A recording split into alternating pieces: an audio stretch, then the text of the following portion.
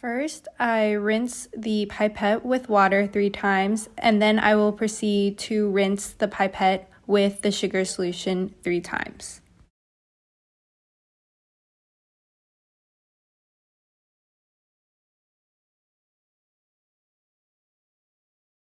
Now I am rinsing the pipette 3 times with the sugar solution.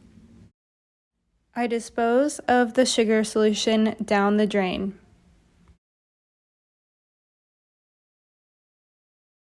Now the pipette is ready to use for our dilution experiment. We are now massing the volumetric flask on its own so that we will be able to take the difference of the final and initial masses to figure out the mass of the water and sugar solution. When you're using a balance, make sure you record all of the digits that you can see. Now I am pipetting the sugar solution. I find the initial volume by looking at the bottom of the meniscus and recording its value. I make sure to look at the meniscus at eye level to get an accurate measurement of the volume. When a liquid is in a container, the top of the liquid forms a meniscus. A meniscus is the curve that forms because the edges of the liquid cling to the container due to surface tension. Now I pipette the sugar solution into the volumetric flask and measure the remaining volume from the pipette looking at the meniscus at eye level. I fill the rest of the flask with water to the 25 milliliter line in order to dilute the solution.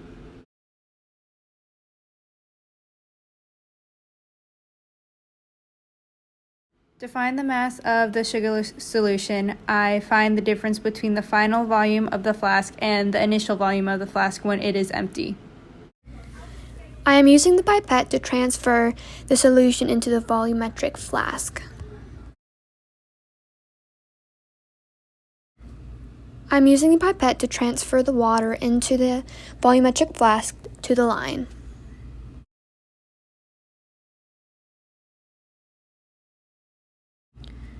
I'm now putting the volumetric flask into the scale to find the mass.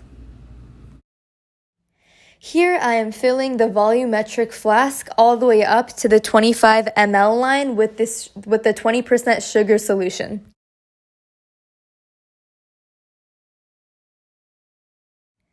Now we're going to go and mass the 20% sugar solution in the volumetric flask. Now I pour the sugar solutions and the water down the drain, and I rinse the beakers and other lab equipment with water and soap, and I scrub it with a brush to clean the equipment. As you can see throughout the video, all 3 lab members were in appropriate attire, having sleeved shirts, closed-toed shoes, and long pants. Now Libby is drying the beaker and the other lab equipment with a paper towel to dry. As you can see, the group has wiped down the area and cleaned up any spills to ensure a clean and safe environment. Here you can see the data that we collected in the lab notebook. You can see that we took initial and final volumes and that we measured everything to 2 decimal places. We also have included the mass of each of the solutions in the volumetric flask, and they are labeled with the sugar solution percentage. For each of the 3 trials, we used the C1V1 equals C2V2 formula to find the concentration after dilution. We used the formula to solve algebraically for the percentage of the sugar solution. A serial dilution is when you dilute a solution multiple times in steps to get different molarities.